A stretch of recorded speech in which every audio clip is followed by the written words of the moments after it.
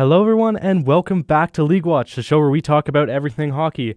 My name is Ryan, and we're here with Jack today for our first show of 2026 and Season 2, and we cannot be more excited to be back.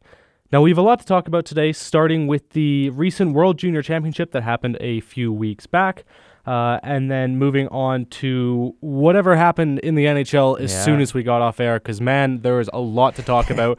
This is a 2-hour show now as well. We are so excited. Yeah.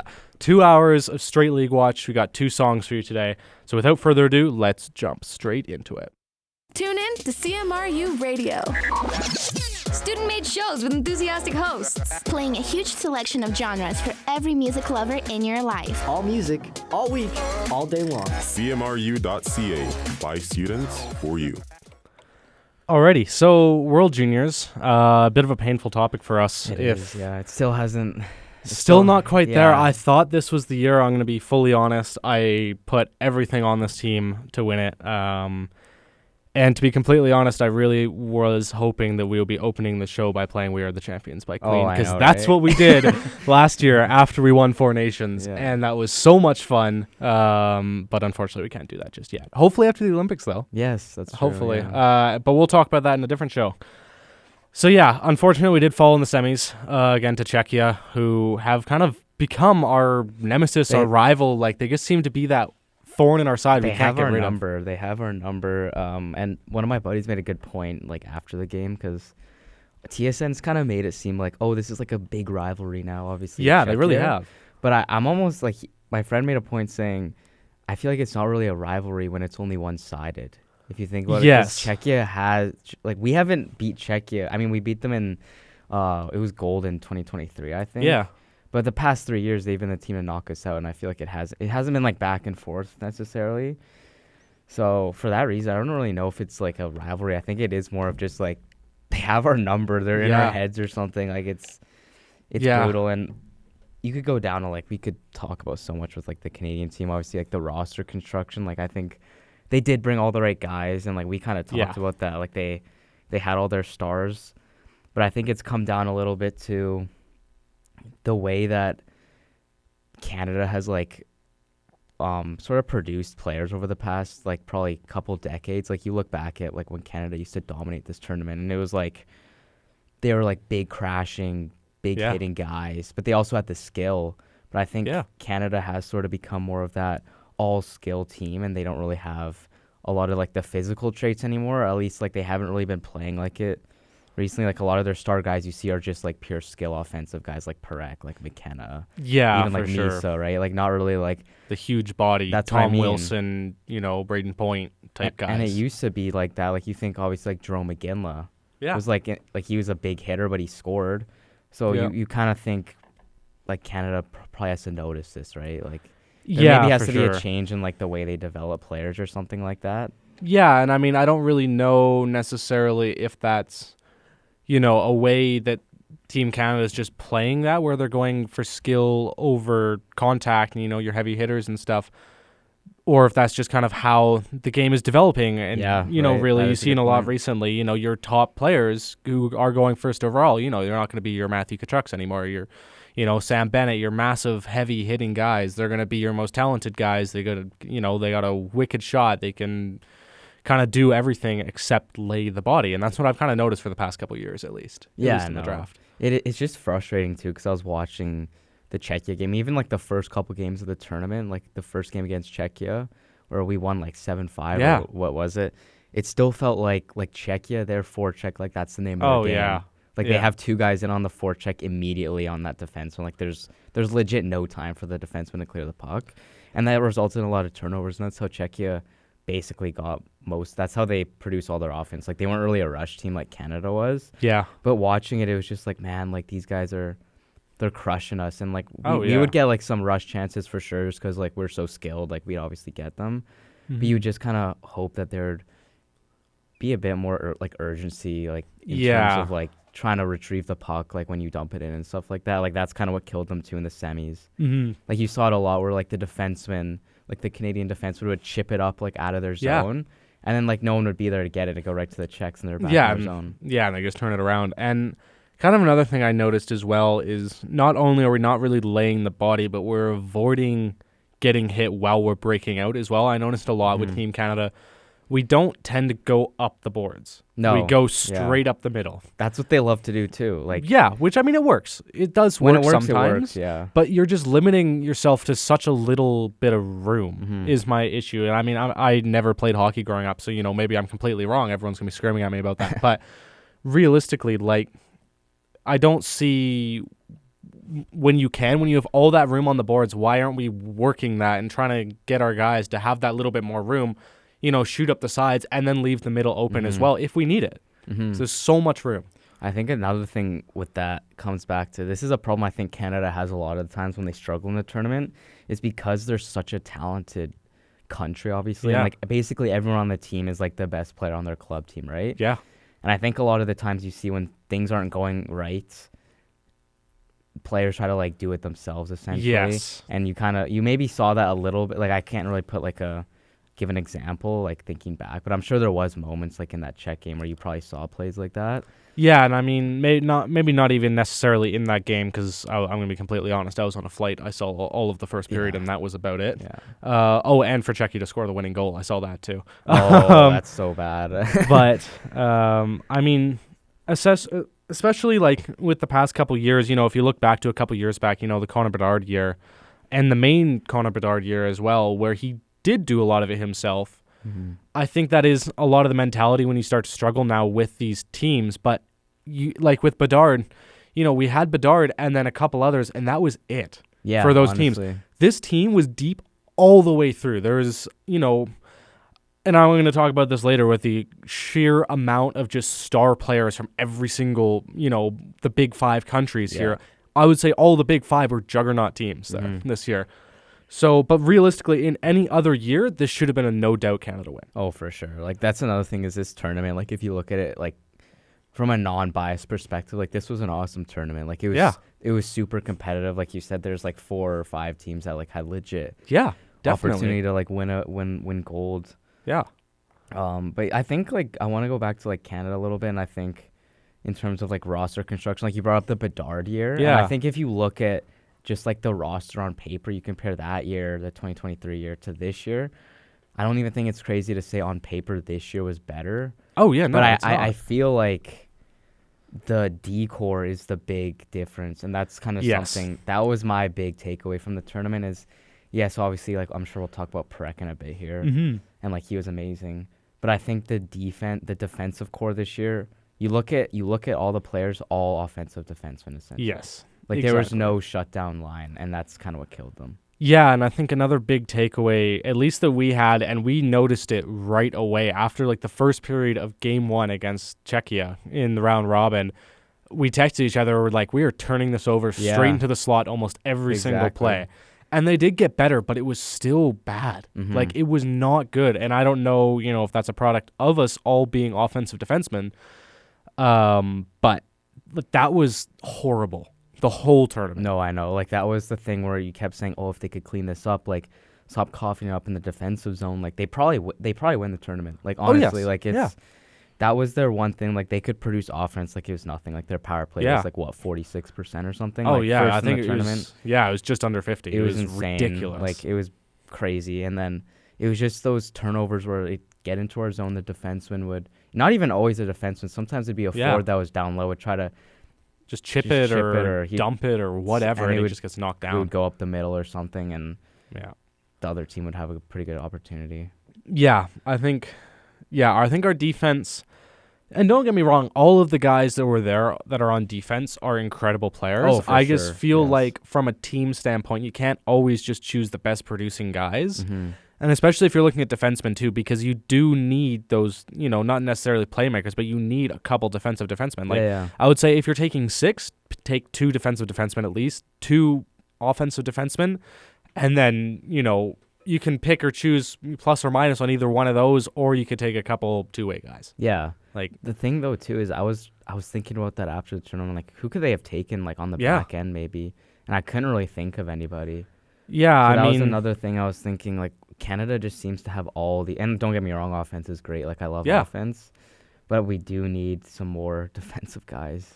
Yeah, need to for produce sure. some more of these defensive guys. So I was looking at next year's team though, and like maybe we could talk about that in a bit. But it looks like the decor for next year actually could be pretty solid. So that's a positive. Definitely. And I mean, it of course matters on where and when some of these guys get drafted as well to see, if they're coming back. And I mean, with Gavin McKenna, if he's eligible, it doesn't really matter. He's not coming back next year because he's probably going to be Most going, likely. on the top ones. You talk about Keaton Verhoff as well. Could he be coming back? I don't know, because you don't really know once you get awake from kind of the first overall pick. You don't really know where you're going. You look at Carson Carls as well. Mm-hmm. I don't know, to be completely honest. Like, even Misa's eligible, but I think it's I think highly it's a doubtful. he's probably not going to be it's a back. stretch. So that will be interesting to see as well, just kind of looking at next year, because of course we're going to have DuPont next year for sure. I think. I don't think that's going to be a question if he's on the team or not, unless he gets injured or has a major setback or something like that. I think DuPont will definitely be on the team next year. I mean, I predict him to be on the team this year. Yeah. But he could be one to watch as well for next year. Some other guys that are eligible to come back, like Denoye. Yeah, I eligible. loved his game. Yeah, that third line was right. awesome. Him with who was it? He's with Baudouin and O'Reilly. Yeah, that line, I loved that line. They were so good. And that got recognized too by the coach. In second, third, fourth game even, they were getting more than your average third line minutes. For sure. They were, I don't even remember, they were up plus 15 minutes in some of the games. Oh, for sure. They were incredible. Canada had 3 really good lines. Yeah, our top 3 were really solid. And our fourth line, realistically, on most other countries, would have been a second line. Oh, honestly, second, maybe even first. Because, I mean, that fourth line was Reshny, Coots, and Luchenko, which is still a really, really solid line. Yeah, really speedy quick, line. good off the draw. You saw Reshny get put up there on power play 1 just simply for his faceoff. Yeah. No. And it was awesome. I think he killed it. Oh, yeah, Reshny's another guy, too, that's eligible for next year. And I'd say 80% chance he comes back, too. I don't really know what the odds are he makes the Flames roster next year. Obviously, it's a possibility. Yeah. But I do think he's probably going to go back to college next year, and then he'll probably have an even bigger role next year. And he already played a pretty sizable role this year. Yeah, I would say compared to the expectations going in for Reshny, he was phenomenal. Yeah. He blew my mind. I knew he was going to be decent. He's playing fourth line. There's only so much you can do from the fourth line, but realistically, he was producing almost every single game. Doesn't have to be a point. He was doing something or many things that contributed to the team, whether they won or lost. And he, like you said, he got power play one time with all the big boys. So he was up there with McKenna and Zane, and which is good. I think he was playing with Zane too, especially on a power play, because that is the Flames' future. Yeah, it's Reshny and Zane. Exactly, and hopefully McKenna, who we'll talk about later. we will. We'll get to that. We have a lot to talk about. Yes. We're so excited to be back. So kind of moving on a little bit here. Want to talk about some of the other teams? U.S. medal. Let's do it, yeah. I love it. That was a bit of a shock. I mean, to be completely honest, I had completely written off Finland for that game. I'm going to be completely honest. Did you really? Wow. Not completely, but just looking at that U.S. roster, I didn't see anyone beating them. Once I realized how good that roster was, I would say they had a better team than we did. You think so? Prospect-wise, really? yes. Yeah. 100%. I actually felt like they're, because they won gold last year and then the year before, that was kind of their golden era. I thought this year they took a bit of a step back personally in terms of roster. Not that they didn't take the right guys. It was just that I thought they're kind of entering a period even next year.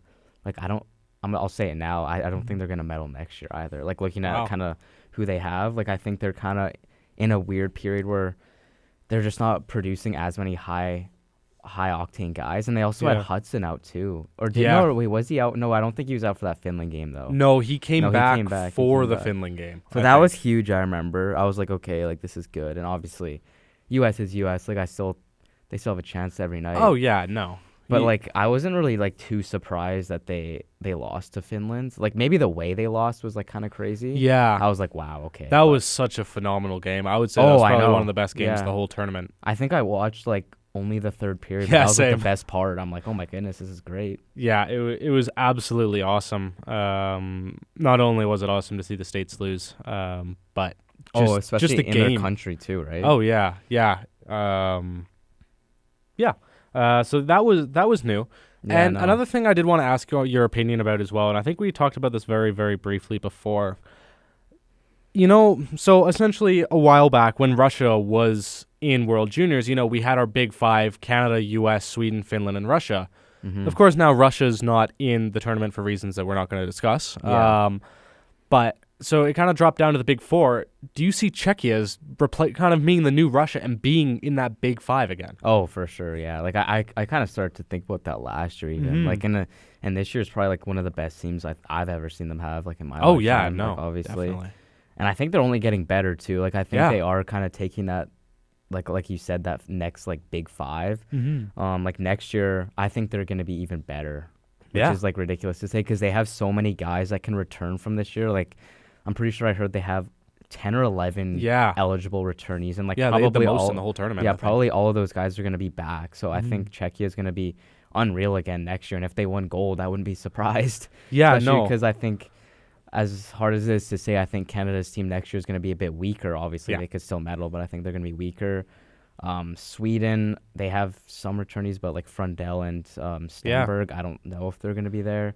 Yeah. Finland might be a bit weaker, and like I said, I think US is going to be weaker. Yeah. So, yeah, this is the period for Czechia, and hopefully they kind of stay on the rise because the tournament's always better when it's like more competitive, right? Yeah, exactly. Yeah, that's the whole point of World Juniors. It's supposed to be the most competitive hockey tournament of the year when the Olympics aren't around, realistically. So, and I think it will definitely live up to that. And I think Czechia, with a lot of these guys that are returning, they were great this year. The thing is, they're going to get even better for next year. That's why it's scary. So I think Czechia could be the most favored team to win the whole thing going into next year. And, as much as I've always loved kind of the underdog story, but I've never really loved it with Czechia just because they always beat us. I was just about to say, like, I can respect Czechia and obviously, like, acknowledge, like, how they've kind of, like, ascended as a nation and for hockey. Yeah. But I don't like Czechia. Like, Yeah, just no. based off what they've done to us the past, like, they get on my nerves and Yeah, maybe if they're in a different group every That's year what I mean. or And they're in didn't our beat group us, next year, didn't bother too. us, yeah, They're in our then group I would be next year. all aboard that train.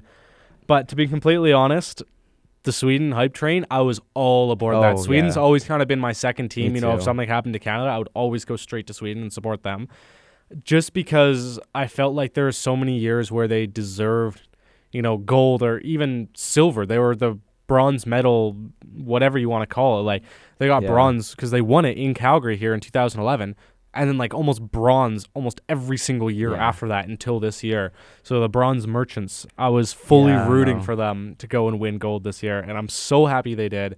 I would say they probably had the third best roster there on paper, realistically. I think they had the most balanced roster. They did. But then all of those guys went and stepped up. They did. I think. Yeah. Like that was the difference for me between Sweden and Canada was watching Sweden's games. Their top guys like Stenberg, who I think we'll talk about here shortly. Like if you don't know, he's like for listeners, if you don't know, he's the other like projected 1-1. Like he's starting to pass McKenna. Like Stenberg, Frundell. They had some other. What was their captain's name again? Was it Berglunds? I think it was Berglunds. Like all these top guys, Victor Eklund, skilled, score points. Yeah. But what did they also do? Hit and forecheck hard. Yeah. And that's, I think, was the difference. And then they had like a pretty solid decor too. Yeah. But that was just the thing is to me, like Sweden was just really balanced overall. Like their top guys were forechecking, back checking, and they're producing. Yeah. No, Sweden all around as a whole team really did impress me. And I'm very happy we didn't have to play them. Oh yeah, I know. Like I was thinking obviously like I wanted Canada to like beat Czechia. Oh, but yeah, I was of thinking course. like in the back of my mind, like it's kind of hard to not think like if we win this, we're playing Sweden. Yeah, the next day too. Yeah, and I'm kind of thinking like how do we match up against them? Especially I don't know if you watched the pre-tournament games. Yes, I did. Because we won the first one and then we lost the second game and we didn't look good in the second game. No, we did. We really did not look But good. it was against a really good Sweden team, so I was kind of like, ooh, I wonder, like, that would have been a good matchup for sure. Like, it would have been interesting would've been to see awesome. how, like, the high, like, octane offense Canadians did against sort of the more steady Swedes. Yeah, Swedes, for sure. but- Yeah. And another player that kind of really impressed me as well, I feel like that does get slept on quite a bit, is I'm going to butcher his name, and I'm going to apologize in advance because I okay. tend to do that quite a bit. Petteri Rimpinen, the Oh, goalie yes. for Finland. I Yeah. love this guy. Yes. He was so solid all tournament except for maybe the bronze medal game. He's That a was it. vet, too, in the Yeah. tournament. Like, this is, Well, he's I think, his 19 third now. year. Yeah, April 25th, 2006. So he's a little bit older than I am by a couple months. So But yeah, he was Yeah. like in that game against, who did they play? Was it Czechia that they beat in It might have been, yeah. overtime or something? I think Czechia beat them in overtime. Oh, Czechia you're came right. back, and then they scored the between the legs. Oh, was it? What team goal did they or beat? whatever. What team? They beat a team in OT. I remember. I guess it must have been the U.S. game. Yeah, no, right? it In must the have been. quarters? Yeah, no, it was. Yeah. Yeah. He was unbelievable that game because I remember U.S. like when Finland was sort of pressing. Yeah. U.S. had a lot of good chances too, and he shut it down. Yeah, no, Like, they he had a was lot of great days. so good. Where I was like, oh, they're gonna score here. No. Yeah, yeah, and I mean, especially coming into this tournament as well. I mean, as a goalie, it's kind of hard to measure goalie success. I find at tournaments like this because I mean, one, they're young. You know, Yeah. he's 19 years old. He's the same age that I am, and he, it kind of depends all on the defense in front of you because realistically, you're only as good as the people who are in front of you because if Yes. they're giving up a million breakaways or whatever, you can save a couple. You're not going to save every single shot though. That could tank your whole save percentage. You're written off. Yeah, I think goalie stats too are a bit inflated in tournaments Yes. like this just because they're so short. Yes, definitely. But overall, like he's someone I think does get slept on quite a bit. Do you know if But he's I think drafted he's- right now? I believe he I think he is. Yeah, is. he's got an NHL.com page. Let's see. Because I want to say he's with like an Eastern Conference team, maybe like Philly. I don't know why I want to say Philly. I'm not sure if he's actually drafted yet. Really? Oh no, he was LA. Oh, Kings. 152nd, okay. fifth round pick. Fifth round, 24th pick. So they in got George 2025. too. Huh. Yeah, no. So they got the future there in LA. Yeah. With goalies, like.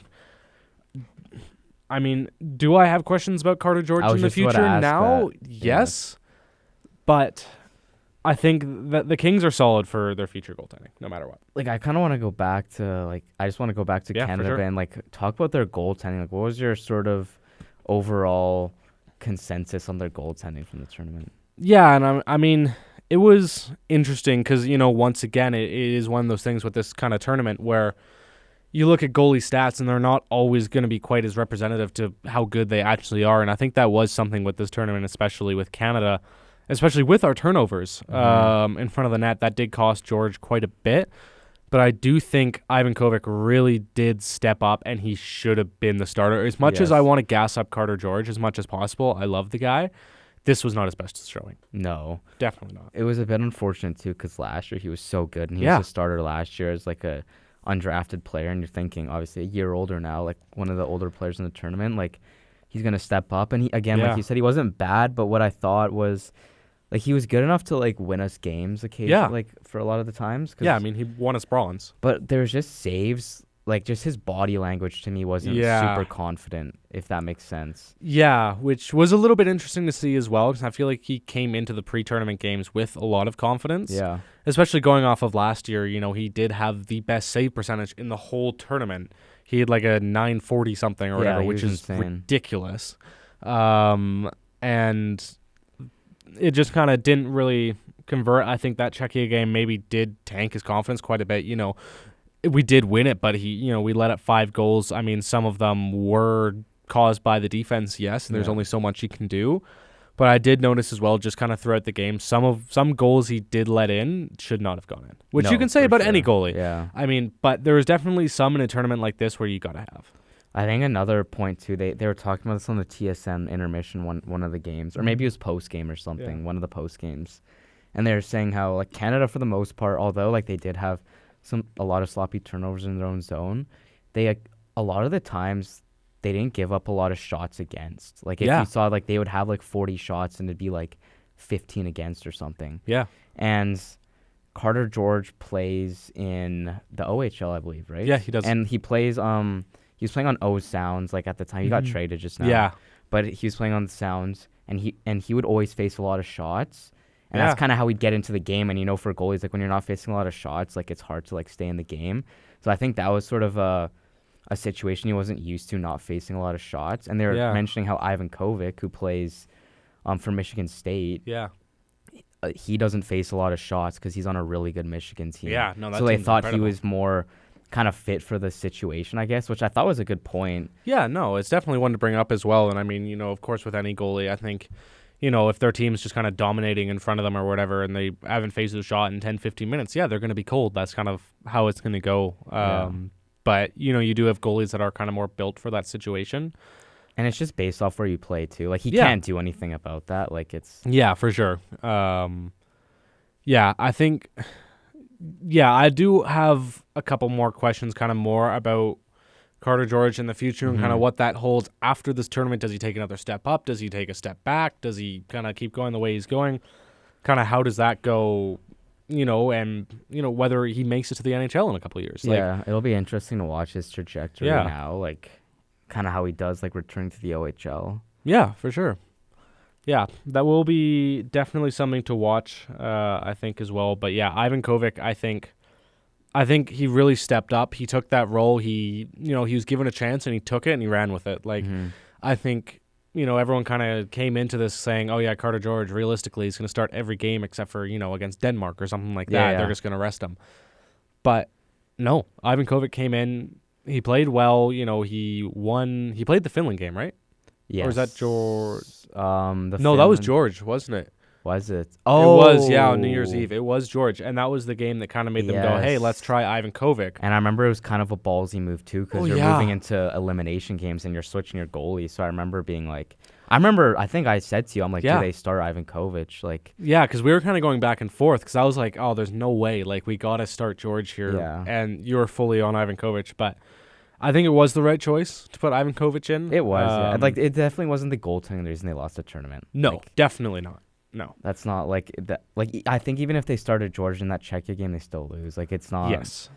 It, Yeah, it no, doesn't you really can't- change much. You can't really blame the goalies for what happened in this tournament overall. I think if you're going to put it on one thing, I would put it on the turnovers and the kind of lack of ability to break out It was just of the zone. yeah. Or even just clear the puck if you're not on a PK. Because I felt like our PK was quite decent. Oh, it was great. I think it was But- first in the tournament. Yeah, it was. We only let up like 1 or 2 goals through Yeah. the whole tournament. But it's just that struggle in 5-on-5, just getting out of our zone. And whether, that's chipping it out and getting a change or just chasing it out or, breaking out of the zone and putting on the pressure, I think that's just the one thing that you could really question and kind of put up and say, hey, this is what went wrong. What really went wrong, it didn't really get noticed quite as much as I think it should have. And this is something we got to fix. Yeah, and I mean, once again, it's World Juniors. These guys have realistically, some of them have played together, of course, but a lot of them, they're all coming into a pretty new team. Oh, for sure. Most of them don't really know each other. Like, sure, they know each other. They met once or twice here and there, Yeah. but they don't really know each other. They haven't played together, and it's just a short amount of time to kind of get prepared for that tournament and get used to whoever you're playing with and whoever could be switching on. You could get a weird line with, mixed line, whatever. So that is another thing as well that kind of just pushes me back a little bit on the turnovers and kind of holds me back from really kind of ripping into, whether it was the coaching or whatever it was that set up the defense like that. But I think it is something that does need to be addressed. Yeah. Do you want to quickly talk about Parek's tournament? I think Yeah. this is something worth Yeah, for noting. sure. Yeah, no, we're half an hour in. We've mentioned his name like once. Yeah, so Zane, obviously, like, we're Calgary guys here, so Yeah. what a tournament Zane had, obviously. Like, you could look at it as, like, defensive game, and maybe, like, there's at points he wasn't great, but offensively, man, he did exactly what you drafted him to do. Oh, yeah. He Like- was so good. Like I'm lost for words. Like, he honestly, like, I'm sure you noticed it, but for the first couple games, he was obviously power play 1, but then they ended up just running him the whole 2 the minutes. whole He was couple the minutes, defenseman that stayed on for the whole 2 minutes for every single power play, Mhm. and he produced. Like, he literally Oh, did yeah. exactly what you want him to do. And he broke the Canadian points record Yeah, at a for tournament. defensemen. So yeah. that was awesome. Obviously, yeah, I don't really know what else to say. Like, he was great. Yeah. Like, we saw so much coverage of him over the tournament that it's like I don't really know Yeah. what else to say over that. But he was great. Obviously, you do kind of hope like maybe the Flames can like develop a bit of his defensive game just a Yeah. little bit more. Like, obviously, Yeah, for sure. I don't think he's ever gonna be like some elite shutdown No. defenseman. But that's not what you draft him to do. Like, Yeah. if this guy legitimate has 80-point upside in the NHL, I think. Oh in yeah, his no, prime. 100%. Like, I think, and this was something that we had talked about before World Juniors as well. I don't remember if it was the last show or second to last show or whatever. But we were wondering how he would perform kind of more. He didn't have a letter, but kind of more in almost a leadership role and a more experienced role compared to some of the younger guys, who are undrafted yet to come in and play World Juniors. I mean, we did have a lot returning, but still kind of be in that top role, especially be the top defenseman. We didn't really know what to expect just because we haven't really seen that in Calgary yet. We've been playing him second, third line on defense. We haven't played him top line or anything like that. So I think that was one thing that we were questioning how that would go and kind of who he would be paired with and whatnot. I think he smashed expectations and he went above and beyond. Yeah, no. Because, he was just, the guy was incredible. Like, he made everything look so effortless. He's so dynamic. Like, he just does stuff that you can't teach. Yeah, that's the thing. Like, he just has that skill that you can't necessarily teach offensively. Well, yeah, and I think he is an interesting player as well, offensively wise, because he does have the wrist shot too, which you don't generally see with defensemen. You see their it's usually one timer slap shot, clapper, and that's it with defensemen for the shot. But he's just got a wicked wrister. He can just chuck top shelf whenever he's a lane. Yeah, no, right. So, I think he had such a good tournament. Yeah, I mean, defensively, of course, there are going to be some areas he's going to clean up, but that's not the reason that he was there. Exactly. And, I hope, Calgary was watching this tournament. I'm sure, obviously, they were, and I hope they realized, okay, we got to give this guy, obviously, he's injured as of right now. Yeah. I'm pretty sure still he's day-to-day. Yeah. But when he comes back, just give this guy first power play. Give him top 4 minutes. Give him, legitimate minutes to play and, work in, because I think this was, again, we said this before the tournament, too. We think he needs this for his confidence. Yes, definitely. And he even said that, too. He was like, I needed this, and I think it really did help him. So hopefully when he steps back into the lineup, which is hopefully pretty soon here, he kind of just comes with a little bit more swagger maybe that we know he has now. Yeah. And it's just, I'm happy for him, obviously, because he was having a rough season. Yeah, he was getting chucked around in the NHL at the start of the year, and he was in and out of the lineup and healthy scratched and whatnot, which of course we've criticized probably enough for a while. But I think it was really good to go into a team with a winning mentality, especially right now with the state of the Calgary Flames, because we don't have a winning mentality. We're not. No. Maybe the management thinks we can make the playoffs, but realistically, the fan base is there to go and try and get Gavin McKenna right now. And we're still bottom 3 right now. We Maybe are. even bottom 2 now. So yeah, nothing has really changed since the break. Yeah, I mean, we went on a bit of a run, but well, we can talk about that a little bit later as well. This was kind of the last thing I wanted to bring up related to World Juniors. Here was my last point. So after this tournament, has your thoughts on who goes first overall changed? Let's just keep it between McKenna, Stenberg, and Verhoff for now. Mostly McKenna and Stenberg. Yeah, I mean, I don't know, because I think Stenberg was incredible, but I still see McKenna going first overall. He's been talked about for the last couple years, kind of in the background, around Bedard and Celebrini, of course, with them getting all the spotlight. But coming into this year, he's always been the one talked about going first overall. At this point, unless he had an absolutely horrible World Juniors, I don't think that's going to change. And I mean, it does kind of depend on the team that is going to draft him as well. We can talk about this later with the Canucks as well. But I think McKenna will still go first. And then originally, before the break and before World Juniors, I had Verhoff going second, but I think I got him third now. Yeah. I think I'm really split on this because I love McKenna. I've been following this guy. This was probably the first prospect where I really fell in love with in his junior career. I remember I started following him when he was 16 years old at the U18s or whatever. And I'm like, man, this guy's insane. I want the Flames to get him one day. But then obviously watching Stenberg, I think this tournament and just kind of how McKenna's season's gone, and I feel like it is a lot of recency bias, and I think it's going to depend a lot on how McKenna does for the rest of this NCAA season. Yeah. If he just pops off and goes for 2 points per game, then he's probably going first. But Stenberg too is in his own right on pace to break the SHL draft eligible points record, which is ahead of guys like the Sedin brothers. Yeah. Which is nuts. Yeah, which is phenomenal. And watching Stenberg too this tournament, like I said, he's a bit more defensive sound. I think he's just a bit more NHL ready. Yeah. And I think it's going to depend a lot on who's picking one. But right now, I'm going to lean unbiased. I'm going to lean, I think, this isn't what I would do, but I think Stenberg is going to go first. Yeah, I just have a think- feeling the team that has first, even if the Flames have first, like if the Flames have first, I'd want them to go McKenna just because I Yeah. think McKenna has that higher upside. Like if McKenna really hits, he's like 120 point Yeah. player. Whereas like Stenberg, he'd still be really good, but McKenna, you're getting like the superstar. Yeah. I just think the team that picks first is going to go safer and be like, Stenberg's a bit more physically developed and a Yeah. bit more NHL ready, and I think that's how I think it's going to go. Yeah, no, I can definitely see that happening as well. And I think it will be interesting because kind of, like you said, it depends on the team because, I mean, realistically, and I've been talking about this a lot over the break kind of with my family and whatnot, with Vancouver, if they do end up getting the first overall, and we'll talk about trades and stuff later, but they did trade away their superstar defenseman. I mean, they got Zev Boyan back, who is going to be a superstar defenseman in the future, but he's not going to be Quinn Hughes. No.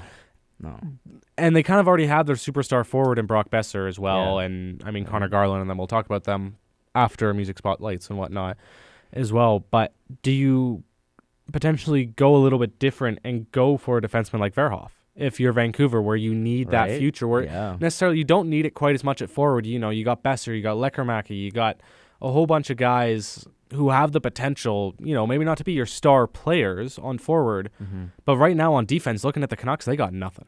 Yeah. So- that is a good point actually too. Like even like Verhoff. Yeah. I think it is really dependent on like who has what pick. Yes, 100%. Because I think this draft, like you said, and I think it is for this reason probably one of the more fun drafts to follow. Though Yeah. there isn't like a consensus 1-1 like there has been. Yeah, with where it was like Bedard, Bedard's going first, Celebrini's going first. Like this is like legitimately like the top 2, top 3 are pretty much up in the air. Yeah, for sure. Yeah, that will definitely be interesting to watch. Because, I mean, not to take away from Bedard or Celebrini or anyone like that, they absolutely They deserve to deserve, be the yes. runaway first overall draft pick, no one even considering anyone else. But I think this draft will be really, really fun to watch. And especially at the end of the season and whatnot for NCAA and whatnot. And just kind of seeing how, McKenna performs after World Juniors. I think he was good at World Juniors, but he didn't fully live up to the hype. There's in my just, opinion. I think the thing too that I forgot to mention was McKenna, like in the really big moments, like yes, he put up like a lot of points. Like he was 2 points per game, obviously. Like his stat lines were amazing. But in those moments where we needed a big goal, Yeah. I feel like, or where it was just a really physical game, he got quieted. Yeah. You know what I mean? Whereas like Stenberg in the gold medal game against Czechia, who McKenna struggled against, he dominated and was a big reason that his team won the tournament. Yeah, exactly. So that's like another thing where I think, scouts are going to put stock into that. Yeah, for sure. Yeah, that's definitely a really good point to make as well. But I do kind of agree where he did go a little bit quiet kind of in the big moments. And I mean, I'm not going to put, I'm not going to put everything on this, but I mean, in the pre-tournament game, he had that own goal. Yeah. And then that was, it was just an unlucky thing, but you're right. Like, yeah, he did have that. And then there was, of course, in the game that we did the live stream for, the Denmark game, he missed that empty net. And then there was another one as well where he had a wide open shot and he rung the post or whatever. So I think those moments could add up, and just even mentality-wise, that could be interesting to watch. Yeah. Just rest of the NCAA season. Yeah. Just to kind of see how he can turn it back around. Because I think that is another thing that is going to matter to NHL teams. You could draft this amazing prospect, and then they could have some sort of setback in their first couple years and just never recover from it, never live up to the hype. So I think that will be something that could either boost or completely tank his stock as well. This is just the draft where I think this is the draft where I think you want to have second overall. Yes. And the reason for that is because if you have second overall and McKenna goes 1, and let's say like the season kind of stays like similar, like let's say Stenberg like breaks the point record and then McKenna in the NCAA just stays around point per game, like he's solid, but it's still kind of up in the air, like who's the better player. I think whoever has first overall is going to be very indecisive in who they pick. So I think being the second team, if McKenna goes 1, you're like, okay, we'll just take Stenberg and not really think about it. Yeah. And same vice versa. If Stenberg goes 1, you're just like, all right, we'll take McKenna, and we don't really have to think about it. Whereas like the first overall team, they have to make a big decision on who they really think is going to be better and who they think fits their team, essentially. Well, yeah, because I mean, if you're going second overall and you got to narrow down to those two guys, you don't really have to make the choice. That's what I mean, like, right? The choice is going to be made for you. Yeah, exactly. That's the thing. So that would be kind of nice being second, but first you get the flexibility and whatnot, and yeah, I think this will be a really excited. really interesting draft. I think like one of our last shows, we're probably gonna have to do like a pretty we deep will dive on the draft at that point. just 'cause we'll have to figure out how we're gonna do that because we're gonna have playoffs coming up as well right That is around the true, corner. yeah. Because I remember that from last time we couldn't really talk about the draft a ton just simply because we had playoffs coming up. we do have 2 hours now though. We so. do, exactly. So we got time. We got draft for an hour and the playoffs for another Exactly. hour. Yeah. So I feel like there's something else I wanted to say about the upcoming draft. Oh, yeah. Sounds about fair enough. Yeah, so I mean, to be completely honest, I was thinking about it as well. As much as I would love the first overall pick, I'd be happy with the top 5. Oh yeah. Because No, realistically, me too. in any draft, in the top 5, generally you're getting a pretty solid player. Top 5 in this draft, you're getting a star player. Yeah. No matter no. what. I think if you're getting top 3, maybe top 2, depends on what Verhoff does, you're getting a franchise player. Yeah. So realistically, as much as I would love to go and get Stenberg or McKenna, I would settle for a top 5. Yeah, no, like I was kind of thinking that too. I was like, especially because there isn't no like bona fide one. I could just see some guys like falling randomly. Like, Yeah. if you told me, although how good Stenberg has been right now and his stock has probably risen, if you told me Stenberg goes 3 at the draft, I'd believe you. I'd be like, oh, I could see that happening. Yeah. So it's like as long as the Flames are picking for me like in the top 4, I think the top 4 is really strong if you include Tynan Lawrence, who's Yes. a centerman. I think if you walk away with one of those guys, I'd be pretty happy. Yeah, like for obviously sure. McKenna's the one because I kind of have like an attachment to that guy. Just I've been watching him for so long. But like realistically, if we walk away with one of those 4 guys, I can sleep at night. Yeah, exactly. And another guy I think before World Juniors or around the middle of World Juniors projected to go 11th is Schmitz from Latvia. Yeah, He was solid. Like He's as much as he really really risen. annoyed me as a Yeah. player, I think he could rise as well. I think Yeah. up into top 7 even. I could genuinely see him because I'm sure you've heard he's going to be playing in the Olympics as well. Yeah. For Latvia, which is insane. Like Yeah. if he does just okay in that tournament, I could see this guy being as high as pick 3, going ahead of Oh, yeah. Verhoff. Like he Yeah, could no. be the first defenseman off the board. Like he could legitimately rise that much. So that's what I mean. Like this is just a really fun draft. Like Yeah, there's there's just a lot so of much guys to talk rising. about. There's some guys kind of falling. Yeah. It's really fun to follow for sure.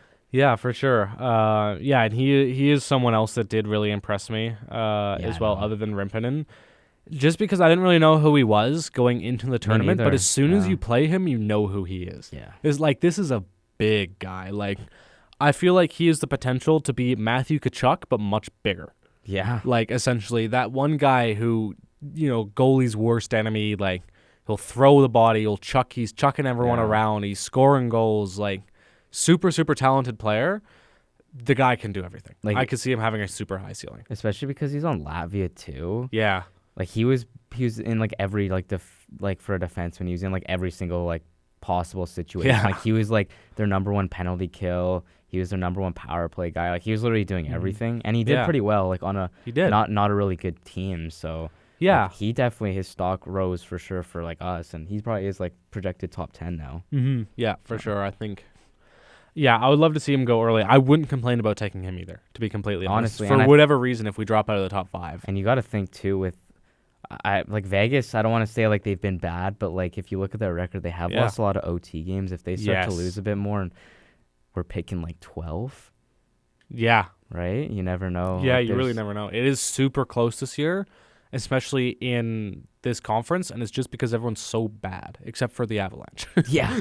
No, the Avalanche are insane. Like that. Yeah, Yeah. their plus It minus is- on their team is crazy. Yeah, for sure. It is. It's interesting to see what's going to happen. Alrighty. I think we're going to take a quick break Yeah. here and move on to Music Spotlight, give our voices a bit of a rest here. But first, we're going to introduce the new and improved Music Spotlight. And we did talk about the show before the show as well, how we're going to try and play around a little bit with this year, because we are now doing 2 songs since we have 2 hours of the show, just to give ourselves a little bit more of a rest. Since it is a long time to be talking for 2 hours straight, or just under 2 hours straight. So it is good that we do get the rest, and we can kind of discuss as well off camera. So essentially, we're going to have 2 songs, and the way this is going to kind of go for this show is we're going to just intro both songs and then play both songs, essentially. It was the plan for this show. But it might look a little bit different in different shows. With today, we kind of got 2 topics to talk about. I think next week we probably got 2 as well. But for the week after that, we could have 3. So in that case, we could do the first topic, song, second topic, song, third topic, and then that's the show. So it might look a little bit different throughout season 2 here, but we will tell you if it's going to be different beforehand, so there's no surprises. But anyway, we've decided to go for 2 songs today. Of course, the first one, it had to be Courage by the Tragically Hip. It just had to be. Team Canada's goal song from World Juniors. It just had to be. It's just such an electric song. So, it is a decent song. We heard it a lot, too. We did, Canada Never got sick of it. Yeah. Never got sick of it. So, first song, of course, is Courage by the Tragically Hip.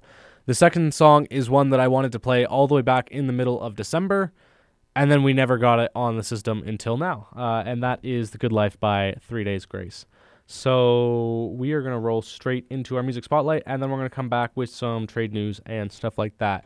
So first up, it is the Tragically Hip with Courage. Alrighty, we are back, totally not rushed at all. Jack is still sitting down. But we're back. So we are coming back to talk about Gavin McKenna. Jack? Yeah, so this was kind of something I think we forgot to just mention in the first part of the show, but I'm sure I sent this to you, and I thought it was really interesting. I'm sure, if you're a Flames fan, you saw this post too. But Pat Steinberg was saying on Fan 960, or Flames Talk, I should say, that McKenna, if he were to be a Flame, he would love to represent the organization. Yeah. And he heard that from sources, and Pat Steinberg is a reliable source, as you know. He's the voice of Fan 960 here in Sportsnet for Calgary. So obviously you don't want to put too much stock into it. I'm sure it was probably something as simple as someone, a part of the Calgary organization maybe, or a part of the Calgary media, went to the tournament in Minnesota and just asked him, because obviously Calgary's kind of in that spot to pick him, or in that range, and they're like, well, what do you think, right? And obviously he's going to be like, yeah, no, I think it'd be cool. But I think that is something really interesting to keep note, because I think we've all seen that photo of him wearing the Flames jersey. Yeah. And obviously he lived, kind of in the area, he's from Whitehorse, I believe, right? Yeah. Yeah. So, yeah, I know, he's a Western Canadian kid, right? I think it's just interesting. It's something to keep an eye on. This is some sort of interesting manifestation I've seen with McKenna over the past couple of months here. Yeah, for sure. And I mean, I think, it would be awesome to have him on the team, but a lot of things need to go right for him to stick on the team. Yeah. Realistically, or to even get him in the first place, just because realistically, we're only, halfway through the NHL season.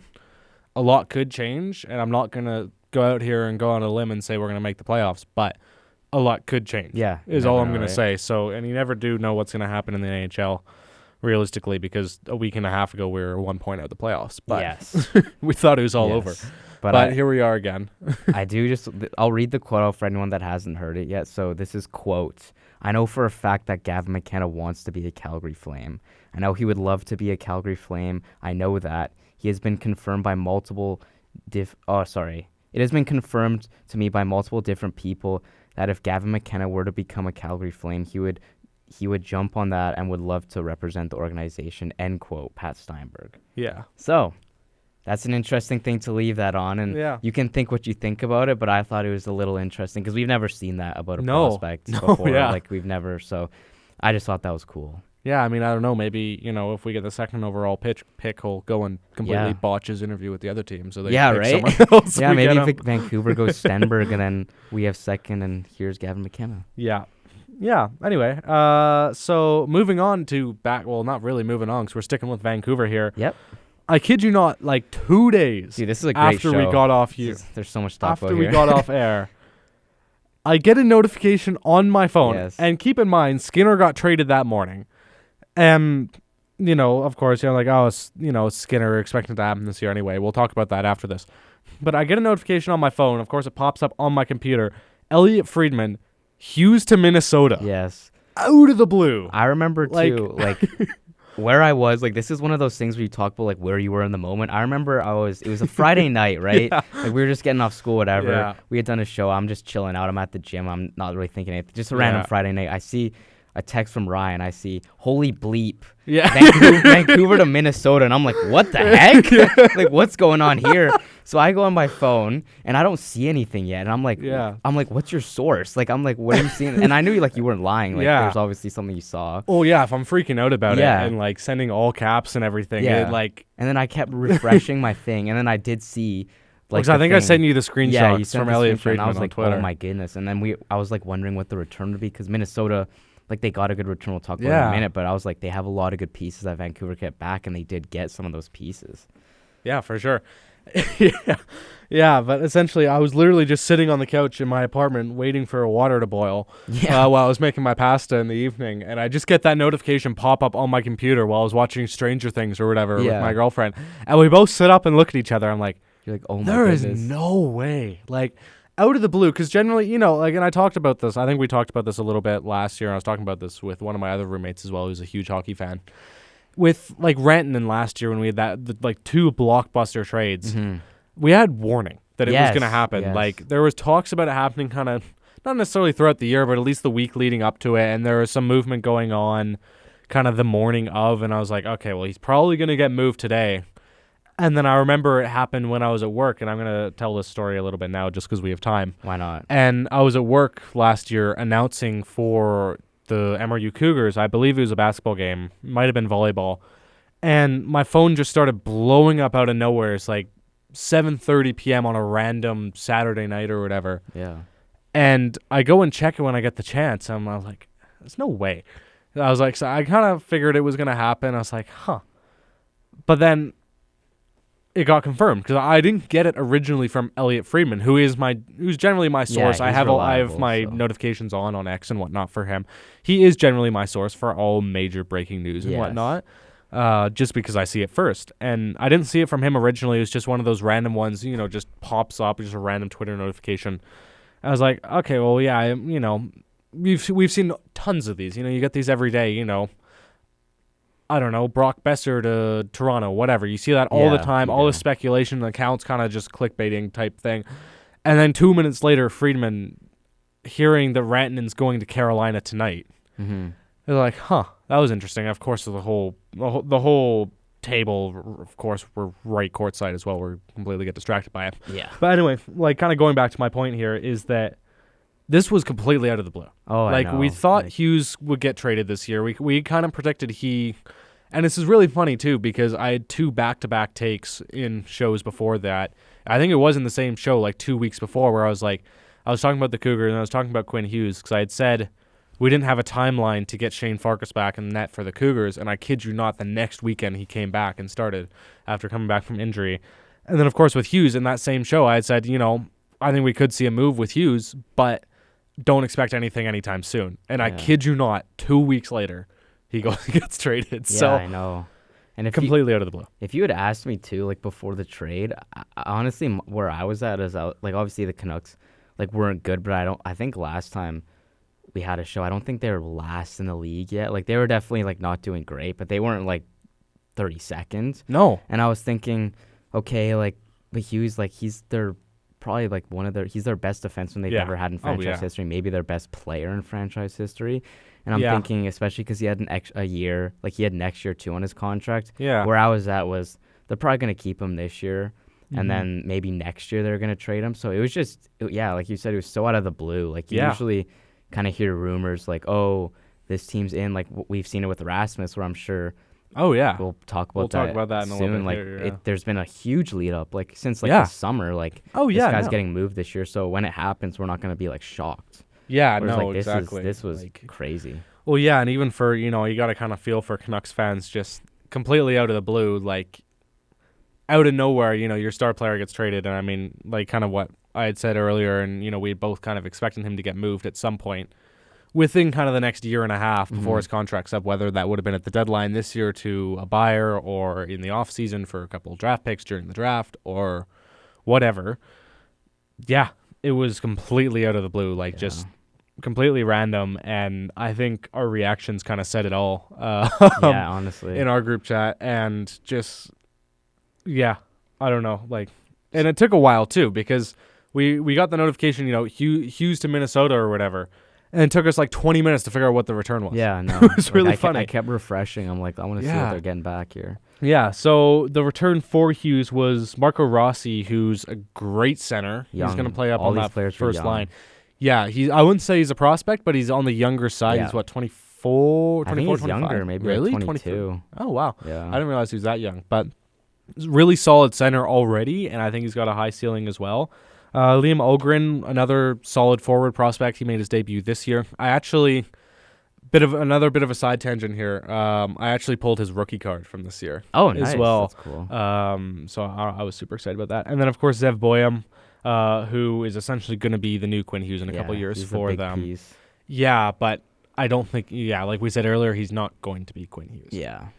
So And then they got the first. yeah, and then the first 26. overall pick as well, which I think that is for this year. Yeah, 2026 first rounder. Which so. won't be a very high pick. Yeah, because Minnesota's really good. Yeah, no, I think they have the potential to kind of be that second best team in the league this year. Because Yeah. realistically, no one's catching Colorado No. at this point. No. So, it is going to be a high pick. I could see Minnesota going quite far this year. And we will talk about later as well, kind of reviewing some of our original predictions at the start of the season. Because I think some of that has changed in the past couple It weeks. has. Yes, for sure. Yeah, so that was kind of the big deal. And then, of course, earlier that morning, like I had mentioned, there was the Stuart Skinner trade to Pittsburgh. Not as big of a deal, of course, it is for us in Alberta because we do not like the Oilers, and Oilers fans were dying for a new goalie. Yeah. So essentially, Pittsburgh received Skinner, Kulak, and a 2029 second-round pick, which was interesting. You don't see like future picks like that far down the line getting moved quite as much anymore, especially high picks as well. Yeah. So that was a little bit interesting. And then the return was Tristan Jarry and Poulin to Edmonton, and then Jarry got injured 3 games in. Yeah. So that was pretty funny. Pretty like I feel like it was just a lateral move, like I said Yes. to you. Like it Yeah. wasn't really like, oh, the Oilers like really improved their goaltending here or anything. Like I mean, maybe like it's still like early on. Like maybe Jarry could like bounce back and be like, because he did have some like good like He was times solid in Pittsburgh. Yeah, he was solid this year in Pittsburgh until he got moved. But I think he's just another Skinner where when he's good, he's good. When he's bad, he's really, really, really bad. Yeah, no. So I agree. I think, I feel like they've literally just traded Skinner for just a different version of Skinner, essentially, maybe just slightly better. Yeah. So I think they gave up quite a bit, especially looking at that second round pick. To me, in that trade is a little bit ugly. Yeah. But I mean, it's a future pick. You never know what that pick's going to end up being. It could be quite bad. So that'll be interesting. Kind of going back though to the Hughes trade just a Yeah. little bit though. Like, what do you think about it from like each team's perspective? Like, let's start with like Minnesota's. Like, how do you feel about this from Minnesota? Oh, Minnesota, I love it. Yeah. Like they've acquired top 3 defensemen. Maybe you could argue top 2 in the whole league. Yeah, definitely top 2 for sure. Yeah, and realistically, if you look at Minnesota's standpoint as well, with those guys they traded away, of course you're going to miss Marco Rossi, but he's just one of those guys I think you got to give up. Yeah, like if you want to for get it. a player like this, you're going to have to give up something good. Yeah, but looking at Ogren and Boyum, like they're going to be solid players in the future, but you really have no spot for them right now, realistically. No, especially with Hughes, like Boyum. Yeah. There's no room for Boyum, so it makes sense. No, there's not, and Ogren's going to be playing 4th line at best, Yeah. realistically, with that team. So they don't have a spot for them right now. They won't have a spot for them next year. It will be a couple years before they even see the second line, I would guess. Yeah. So I think it's good for those players, maybe not Rossi as much, but I think for those two, for their overall development, I think it'll be better in Vancouver. Yeah. Just because they are younger. Vancouver does have that room. You could chuck Ogren on a line, get him playing with Leckermacky, get those minutes up and whatnot. You got Coots in a couple, or probably next year he'll be playing NHL, I guess, or even the year after coming up too. So I think that could be a really good spot to help their development. It's kind of the same with Boyum. You could bounce him around. There's a lot of really solid players you could play with in Vancouver defensively that are pretty flexible overall. The one that I will pick out of that group is Philip Hronek, who is quite a picky defensive player on who he plays with, I've found. Just with his play style and whatnot, I think him and Hughes fit quite well. They're both very similar players, but they're both very picky players with who they play with.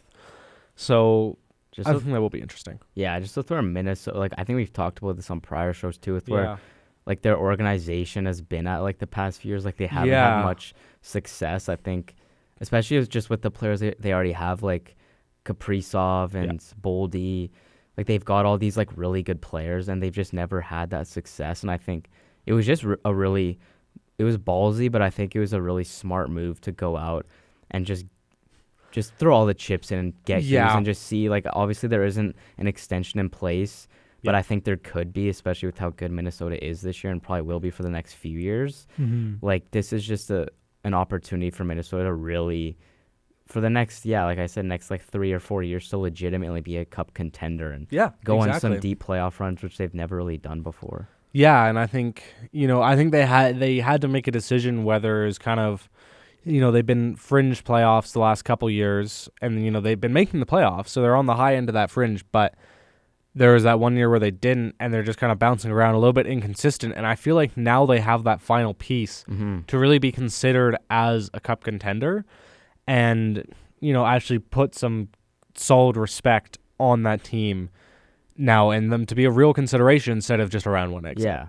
And their decor now is like unbelievable. Yeah, like, it's going to be so hard to Hughes, score on. And it's like, and you look at all like the really good teams, they always have that sort of 1-2 punch with forwards and defensemen. Like, the Avs obviously with like McKinnon and them, they have Makar. Yeah. And then you can look at the Oilers if you want, like they have McDavid and then they have Bouchard. Yeah. And now it's Minnesota, they have Kaprizov and Hughes, which is and a compete goalie tandem too. So they're in a great spot, obviously. And then for the Canucks, like, this is good. Like, obviously, they're kind of entering a rebuild now, like maybe a little bit of a forced rebuild, similar to like Calgary. But they were smart in terms of moving Hughes for futures and legitimately thinking about their future. Because it's like you said, Boehm, I really like Boehm. I think he could be, like, similar to Hughes in terms of, like, running a power play and stuff like that. And then, you get Rossi and you get the first and the Ogren. And then I think it's more just about what you do with, like, your future picks from here on out, right? Yeah. Like, they probably are going to get a top 3 pick this year, so that's like a Stenberg, that's a McKenna, that's a Verhoff. And it's kind of what you do from here, right? Like, this is a good first move to sort of actually build for the future, and it's sort of, they just got to continue making the right moves, like, maybe move a Pedersen, like we said, like he's on the block. So. He is on the block right now, too, and we can talk about that a little bit later once we kind of get through the rest of these trades here. But quickly circling kind of back originally to this Hughes trade, who do you think, do you have a team that won that, or do you think they both won? I mean, if you're thinking, like, obviously the obvious answer is right now, like, Minnesota won, but I do think there is a possibility that Vancouver really wins this if they hit on that first round pick and some of these guys develop, and if Hughes, like, it's possible he walks after next year. Yeah, no, like, there is a chance. Like, if he just doesn't like Minnesota for some reason, or Minnesota just doesn't do well, and he could just walk in free agency, or he could request to be traded again. So Vancouver definitely has, like, the safer package. Yes, and, like, for a sure. better path to, like, become a really good team. Yeah, and I think I've spent a lot of time thinking about this and what I could answer to who's won this trade, and I don't think there's a winner and a loser. I think there's two winners. No, I can agree with that. Like, both teams got great returns for what they got. Yeah, for sure. Like, it's a really solid trade for both of them.